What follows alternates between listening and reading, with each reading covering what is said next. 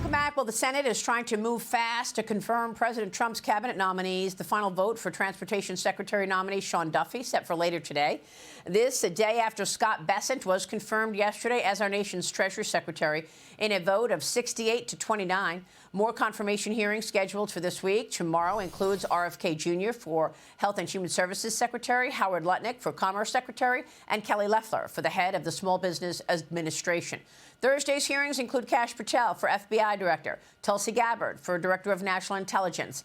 Meanwhile, some Republican senators reportedly are calling for an open committee vote for Tulsi Gabbard. Joining me now is Nebraska Senator Deb Fischer, a member of the Senate Commerce Committee. Senator, great job at the inauguration, Senator. Oh, thank you. It was a very, very good day. It certainly was. You will be part of Howard Lutnick's confirmation hearing. Tell us about your expectations for Howard Lutnick and the rest of these nominees. Do you think they'll all get past the finish line? It is so very important that we do get these nominees confirmed and that we do it quickly. Of course, as you're well aware, Maria, the Democrats are slow walking everything. Republicans have shown that we will stay late. We will stay over the weekends in order to get this done.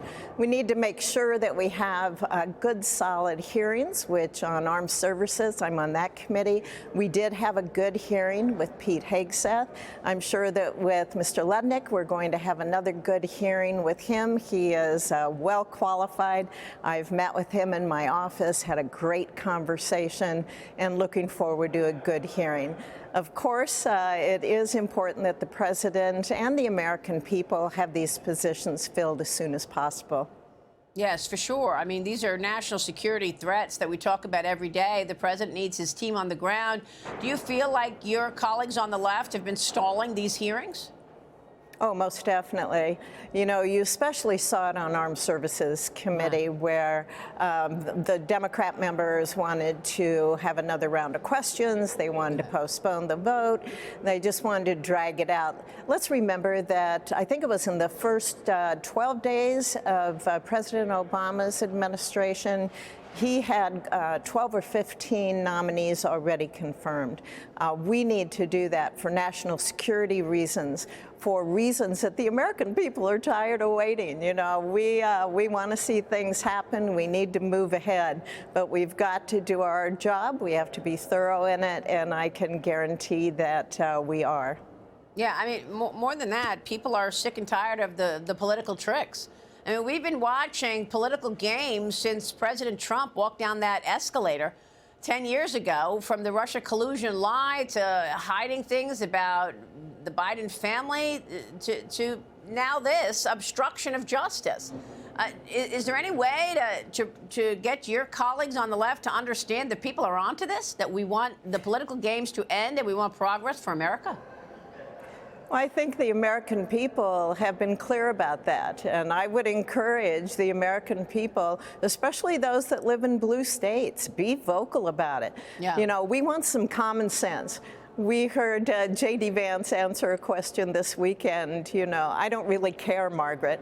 That is a calling that I hear all across Nebraska and all across America. Yeah, you know, I don't really care anymore. We have work to do. We need to get it done. Stop with the tricks.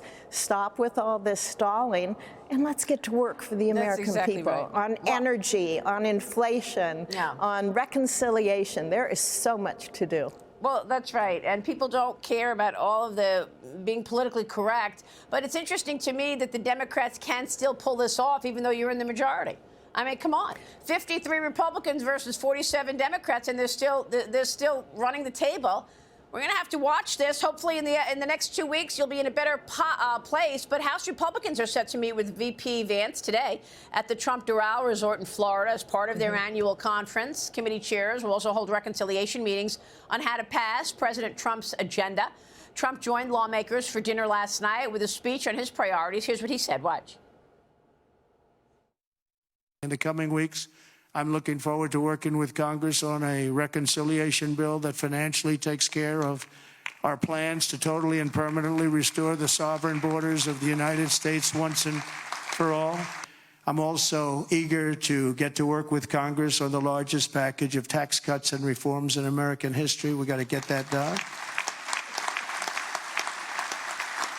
And we don't want to get hung up on the budget process. We just want, whether it's one bill, two bills, I don't care. Senator, how do you see this playing out? Well, I agree with the president on his goals here. And I agree with him when he says whether it's one bill or two bills, you know, I don't care. Yes, we need to make sure that we're going to deliver for the American people. What I'm worried about are American families. You know, they have to choose right now between making ends meet and taking care of their families. My top priority in reconciliation is my paid family medical leave tax credit. That was included in the 2017 tax reform, and I want to make that permanent in this reconciliation package. So we are working hard on that with a number of my colleagues. In the Senate, we are working together. As you know, in reconciliation, we just need to keep our guys together. And we're trying to do that through a number of committees to make sure that we protect this country, that we protect our borders, that we can provide for families and meet their needs so that they can have a better life for themselves and their children. These are promises made, and they're going to be promises kept. And I'm glad that you're focused on families, whether it be their economic progress or their security. President Trump declared a national energy emergency in an effort to increase U.S. oil production. Gas executives told the New York Times they don't plan on doing so unless prices rise significantly. This is another potentially economic yet also national security issue. And I spoke with your colleague, the leader of the U.S. Senate, John Thune, on Sunday, and we talked about military spending being lifted. Here's what he said. Watch.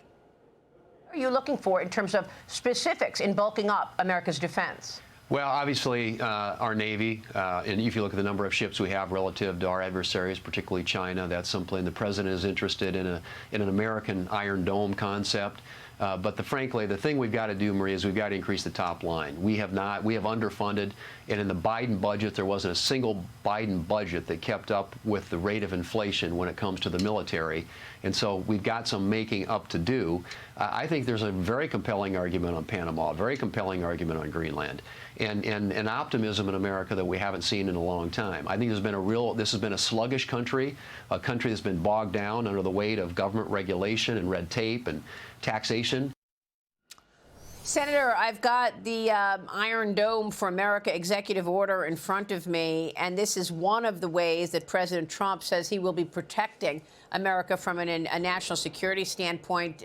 What are you considering in terms of defense spending? And tell us where the priorities are in this plan. Right.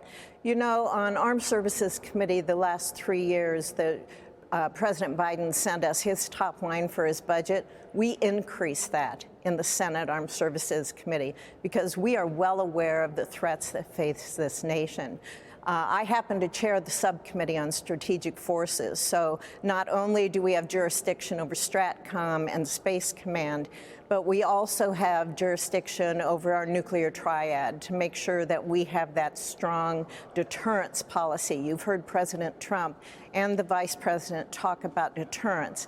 That is so important to keep this country safe. We also have jurisdiction on strategic forces over missile defense, and we have been putting funding into missile defense in this country since I have been here and on that committee for now into my third term. So I am very, very pleased to hear that President Trump is prioritizing that with a focus on Iron Dome. We need to continue to look at our missile defense, the capabilities that we have, the capabilities that we need in order to defend and protect our homeland. Yeah, I'm so glad to hear you talk this way. I could not agree more. Unfortunately, something's got to give. Senator, can you name one or two important offsets that you think will be significant? I mean, interest is the single largest item in the budget behind Social Security, more than spending on defense, Medicare, and on children. Senator, what's your most important offset to pay for all this?